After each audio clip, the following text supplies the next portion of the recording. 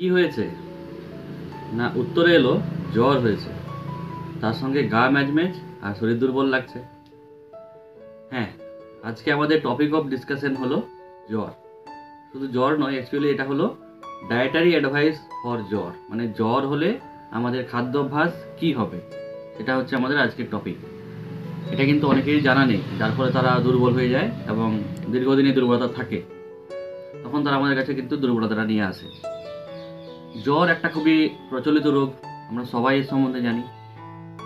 আর জ্বর হলেই আমাদের খাদ্যাভ্যাসে একটা বড় পরিবর্তন হয়, আর সেটাও আমাদের কারো অজানা নয়। তাই জ্বরে আক্রান্ত রোগীর ক্ষেত্রে এই অনেক ক্ষেত্রেই যে দুর্বলতা নিয়ে তারা আসে, কারণ তারা সঠিক খাদ্যাভ্যাস সম্বন্ধে অবগত নয়। তাই সেটা সম্বন্ধে কিন্তু তাদেরকে জানতে হবে। আমি আমার পেশেন্টদেরকে যে অ্যাডভাইস দিই, ভাত ভাত মানে কিন্তু নরম ভাত। নরম ভাত সঙ্গে ঘি নেওয়া যেতে পারে ভাতের সাথে, বা দুধ ভাত। সঙ্গে থাকবে পাতলা ডাল। ডাল অবশ্যই প্রয়োজন, কারণ ডাল একটা প্রোটিনের একটা খুব ভালো উৎস, তাই শরীরে অনেক বেশি সেটা এনার্জি নিয়ে আসতে পারে। পাতলা ডাল থাকবে, আর তার সাথে থাকবে একটা তরকারি, সেটা হবে সেদ্ধ সবজির তরকারি। সবজিতে কী কী থাকবে?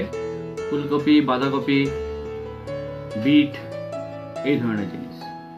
আবার এছাড়াও আমরা বলে থাকি যে সঙ্গে পাঁপড় ভাজা নিতে পারে, কারণ এই সময় কি হয়, মুখের স্বাদটা পরিবর্তন হয়ে যায়। তাই সঙ্গে যদি পাঁপড় ভাজা থাকে, সহজেই তারা খেতে পারে অনেক বেশি পরিমাণে খাবার। যদি ভাত একদমই ভালো লাগছে না, সেক্ষেত্রে পায়েস খেতে পারে। পায়েসও খুব ভালো ডায়েট। আচ্ছা, আর এর সঙ্গে যেটা বুঝতে হবে সেটা হচ্ছে যে আমাদের শুধু ভারী খাবারের দিকে দেখলে হবে না, আমাদেরকে যে তরল বা যে ফ্লুইড, সেটা কিন্তু আমাদের সঠিকভাবে খেতে হবে। এই সময় জল কিন্তু যথেষ্ট পরিমাণ খেতে হয়।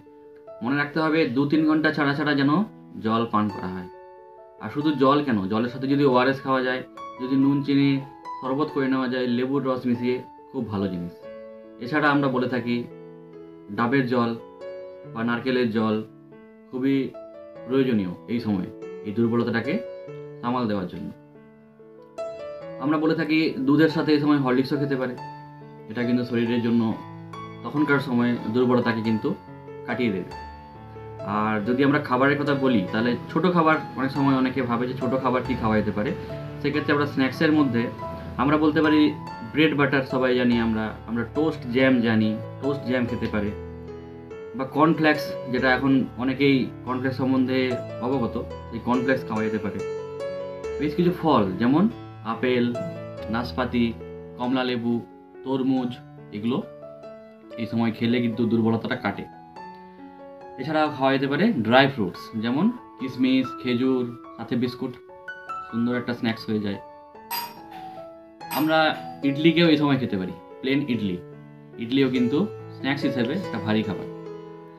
এই ধরনের খাবার যদি আমরা আমাদের জীবনযাত্রার মধ্যে নিয়ে আসি, যখন আমাদের ওই যে জ্বরের মধ্যে যখন আমরা ভুগি, তখন কিন্তু শরীরের দুর্বলতাটা অনেকাংশেই চলে যায়।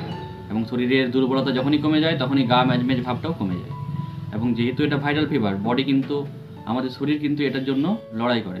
তখন তার দুর্বলতা যত কম, তত ভালো, এবং খুব তাড়াতাড়ি তারা রিকভারি হয়, খুব তাড়াতাড়ি তারা সেরে ওঠে, এবং শরীরের মধ্যে সেই দুর্বলতা কিন্তু আর আসতে পারে না। তাই আমরা এগুলো মনে করে রাখবো। ঠিক আছে।